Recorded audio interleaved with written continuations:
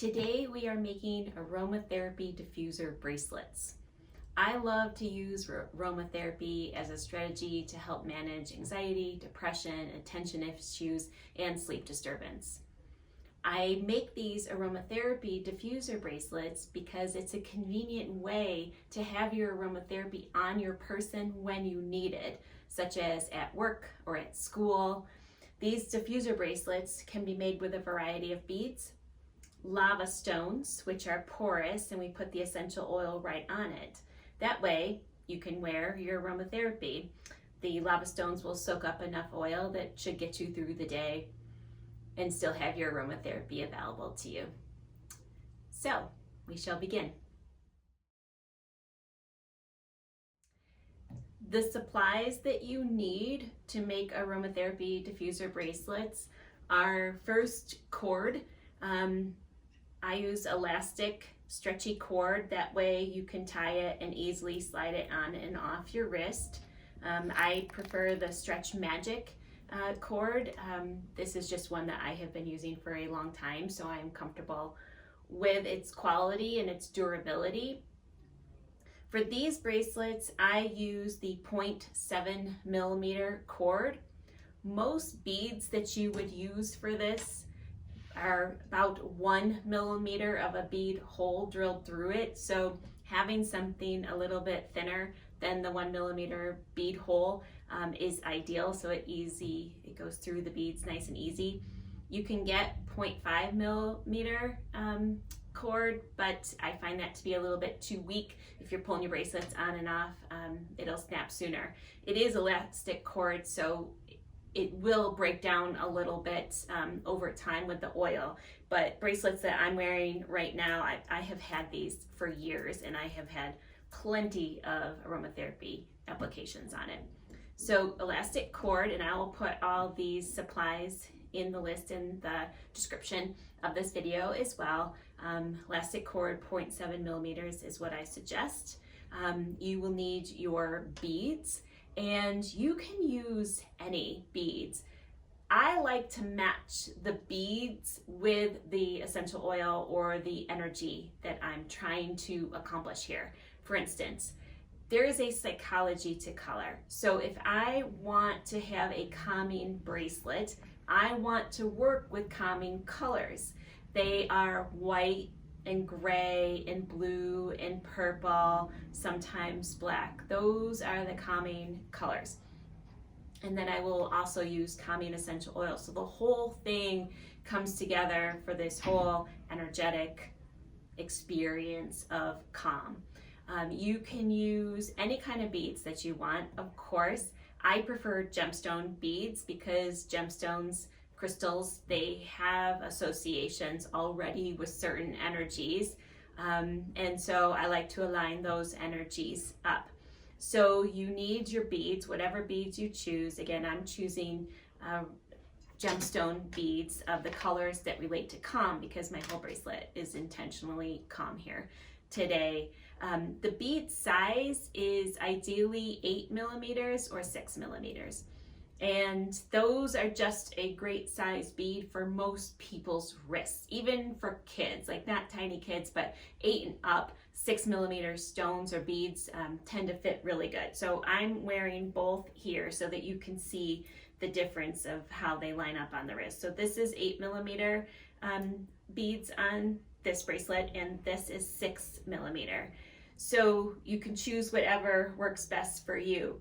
You do want to consider the surface area where you're putting the aromatherapy. So again, with the 6 and the 8 millimeter beads, especially for the lava stone, do give you a little bit more surface area to put the aromatherapy on. So when I'm making these, if I do an 8 millimeter bracelet, I usually use at least 3 of the lava stones. If I'm doing a 6 millimeter, it's often 6. And usually with my 8 millimeter, I do 4. So that way you have enough surface area to collect the aromatherapy that you want. Because again, this is a diffuser bracelet. You want something to hold the oil for you throughout the day.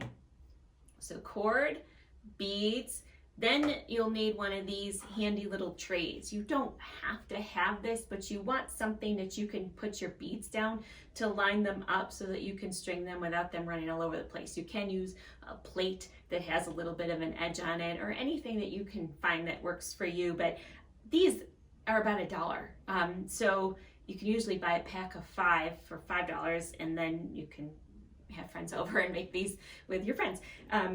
So this is a bead tray, so it has this groove in here where you're going to put the beads, and it has numbers on the inside and the outside. The outside here corresponds to inches, and the inside corresponds to centimeters. And so that way, once you know your wrist size and how long you want to make these, then you know where to put them on this tray, like how long you need to make the bracelet. Which gets me to my next supply. This is a bracelet measure. You just put this right on your wrist and then move this little thing over till the bracelet feels right on you. And it has the numbers all along it. You can also wrap a piece of string around your wrist and then hold it to where you want it, and then take that string and lay it with a ruler so you know how long you're trying to make the bracelet.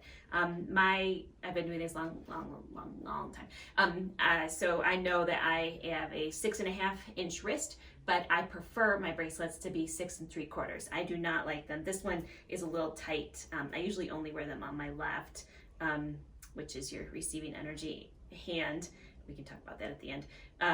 But this one, so that you can see, like, if it's too tight, it does indent. I don't like that at all. Some people like them tight so they don't move at all. To each their own. So something to measure, and then scissors to cut the cord when you are laying it out, and also at the end after you've tied the knot. Or these little clipper things. These are nice because they're flat on the edge, so you can get real close to the end of the knot. And then, depending on your age, your reader glasses have to have those. Okay, so those are the slides: cord, beads, something to measure, something to create the bracelet. Super glue. This is crazy super glue. This is my absolute favorite. I've used a lot of different glues for this project, and I buy multiple packs at a time because I don't ever want to be without this, because after you tie the knot in the bracelet, this will secure the knot. And the kind that I get is the one with the little brush in it, kind of like a nail polish thing. I think that has your best chance of not getting it on you, right on the knot, and also not all over the beads, because we know with super glue, once it touches something, it's over. And then finally, the last thing that you would need would be your aromatherapy. You can use just a straight bottle of aromatherapy. You can make aromatherapy roller bottles. These are really nice to roll on the diffuser bracelet. Or very convenient for travel is these little teeny tiny ones, especially if these are for kids for school. This is so easy to put in your backpack, and they come with this little stopper. And so here, then you would just put the oil on your finger and rub it onto the bracelet. So have your aromatherapy, and we'll go back over that at the end. So we will start to create this bracelet. Like I said, I am using all calming stones. So I have pre-chosen my stones. So you could get whatever you wanted to make it. I know with my 6 3/4-inch bracelet, about 24 to 25 8mm beads is about what I need. So I chose 6 different colors or energies that I want in it. I chose howlite, which is a stone of tranquility. It's a very grounding, calming stone. Labradorite, which is my absolute favorite stone. I want this on everything. I'm wearing a bunch of it here already. And that is the stone of protection and deflection. Now, crystals have always been assigned metaphysical properties, whether you believe that or not, or interested or not. This is the psychology. If you believe it, if you think that, even if you think the thought and say the words, this is the stone of tranquility, your mind affects your body. And so even saying that and even thinking that starts to create the effect. So whether you truly believe that happens with crystals and stones, or you're saying that like it's representing that energy, it's still going to have a positive effect. So I have howlite, labradorite, aquamarine, that's a stone of courage. It's a lovely light blue. Hematite, grounding and centering. Hematite's really interesting. It's actually a metal and sometimes it's magnetic. I do not get the magnetic. I don't want that on this particular bracelet. But I love hematite because if you hold a piece of hematite, it's heavier for the size of it compared to any other stone. And so it has this very grounding, centering quality to it. So I love to have hematite and labradorite on almost everything. Amethyst, gold standard of peaceful stones. It's purple, absolutely beautiful. Stone of serenity. And then onyx, the stone of strength. When we're talking about calm, there has to be a strength that's associated with calm for it to have any kind of durability or resiliency. So I love to have some strength on that. And then finally, lava, rock, or basalt. This is absolutely in abundance around the world, but especially in United States. So super easy to get and very affordable as far as these kind of beads and stones go. And it is porous. And so there is spaces in the rock. It's just not completely solid. So that's where you put the oil. That's the only place you put the oil is on the lava stones. So those are the beads I've chosen. And so now I will start to design my bracelet, how I want it to look. So like I said, I'm gonna do an 8mm bracelet. So I know I need about 24, probably about 24 or 25 8mm beads to make that size bracelet, and I can check it at the end. I'm gonna start with the lava, and I'm gonna use 4 of the lava stones. And that way, when I set it on my tray, I'm going to put that at the end of where there is 6 3/4 inch bracelet. So it has the inch numbers on it, starting from the 0. So I know I need about 3 1/4 on each side, and I'm gonna go up to about almost 3 1/2. And that's where I am going to put my lava stones. When we tie it at the end, we tie it in between the lava stones. We build it down the arc, and the arc is what goes across the top of your wrist. So I have my lava on there for the aromatherapy, and then I'm gonna figure out what pattern I'm going to do. And I think I might just go straight around what I have here. So I would go howlite, labradorite, aquamarine, hematite. Even though these are 8mm, there's a little variation when you get them. It's not like a perfect 8mm on each stone. Amethyst and onyx. So that's, and then I'm going to repeat that same pattern. Let's get a super flashy one. That's pretty.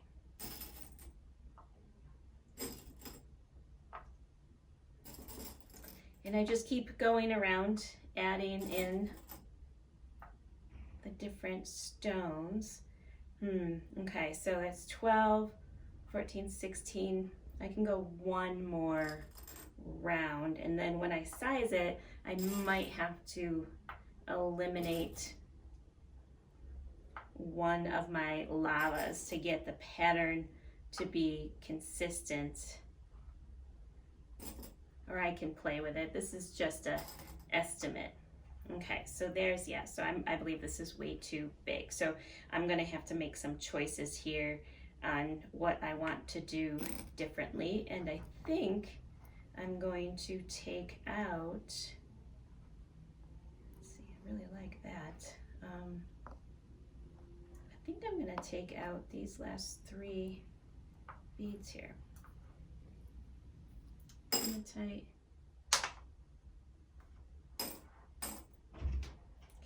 And I think that's going to be about the right size for me. Okay, so now we're going to string this up. You're going to take your cord and you're going to cut a piece that's about twice as long as you actually want. And I mean, you don't want to waste it, obviously, but you want enough that they won't slide off easy. You're never working towards close to the end of this. And then after you cut the cord, so this is probably about 13 or 14 inches of cord here, you're gonna tie a knot in one end of it. So I just tied a regular overhand double knot here. This way, it's my stopper. So when I start to string the beads, they don't slide off the opposite end. So I'm going to start simply on one side of this and then just bead straight around, because again, we want the lava beads to be tied together, partly because that goes on the underside of the wrist. So this is where I am going to help myself out and get my readers. So like I said, I'm just going to bead straight around the edge. Now another pro tip here, even though you've got that stopper in there, after you get a few beads on, they get kind of heavy. So if you're holding it up in the air like this, it's gonna take that knot out, because you don't want it tight because you end up taking it out at the end. It's just enough for a stopper.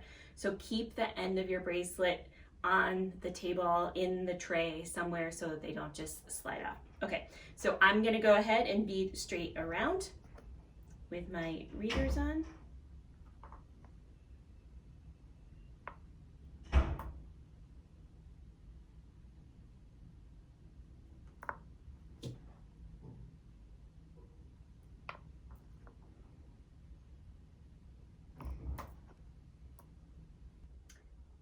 So I'm putting my last lava bead on. They're so porous, sometimes you can't tell if it's like a pore or a hole.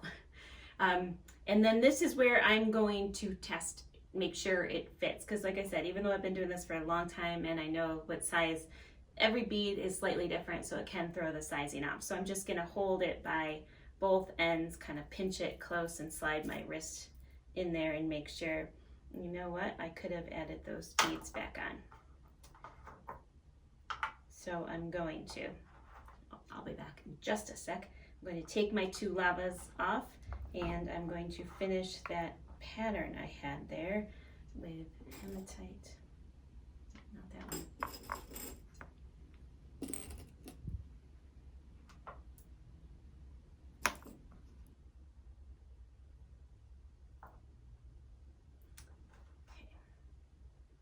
So I added two more on because it did come up a little bit short.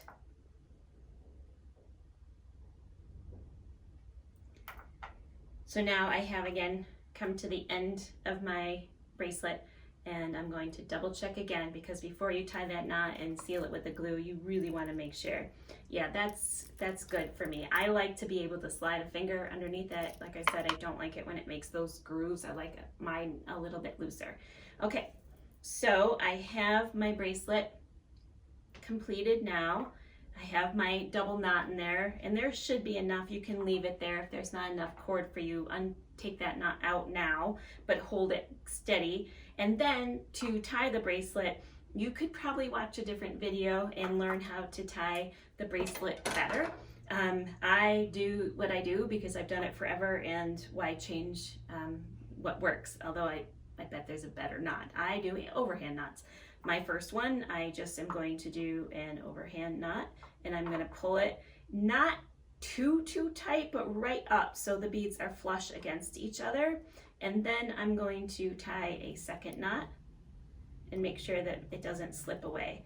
Now I have two overhand knots on top of each other. Now I'm going to give it a little bit of a tug to get it snug, but then I'm also going to take the bracelet and there's 4 strings now, the 2 that are hanging out and the 2 sides of the bracelet, and give that an extra little tug. And then 1 more for good measure, 3, and even 3 knots there, if they're nice and snug, they're not gonna poke out over the bead, so you won't see it. Then you take your super glue, very carefully, very mindfully, create some space between the beads where your knot is, and then you're going to just dab around that. Make sure you put that top back on and set it off to the side. Now, conveniently with super glue, it only takes a couple minutes for that to dry. So we will give it a minute and come right back. while it's starting to dry, I do encourage you to take the beads that are close to that knot and just pull them apart a little bit, because the super glue could fuse them together, which is not the worst thing in the world. The rest of the bracelet still has the stretch, but I kind of like everything to just be free flowing and easy, so I pull them apart so that they don't connect with the glue there in the knot. And then sometimes also I just give a little extra tug to make sure that knot is good and solid. Yeah, that literally took about 3 minutes, and that's pretty much dry. So I'm going to take my strings now and use my scissors or my, I'm not sure what those are called. They have that flat edge and a super pointy tip. You do want little scissors and pointy scissors so you can get right up to the edge of the cord where the knot is and trim that off. And you can use a little bit of a tail, but you probably don't want too much where it sticks out past the beads and hurts your wrist. So there's your aromatherapy bracelet. So now you have the lava stones, and to make this an aromatherapy bracelet, then you would take your aromatherapy, and if you have a roller, you would roll it right on the stones. And it takes a couple applications. You gotta let it soak in a little bit. And there it is. If you have a dropper, like I said at the beginning, you would take the little dropper, I don't wanna put this on the other side, and you put your finger over the hole and put some on your finger, and then you rub it on the stones. And again, it takes a couple applications to get probably enough for the day. My aromatherapy is, these are blends that I have made, so they have fractionated coconut oil in them. If you are using oils that have any kind of heating qualities to them, or like citrus or mints, they can tend to irritate your skin, so having a little fractionated coconut oil mixed in just helps offset that, but won't really change the scent, and also really won't dilute it too much in terms of the aromatherapy. Bliss on this side, cloud hands on this side. And there's your aromatherapy diffuser bracelets. I hope you enjoyed this video. I do have other videos that go more into aromatherapies for different things like anxiety and depression, so feel free to watch those if you want to learn more about how to really maximize this for your needs. Thank you for watching.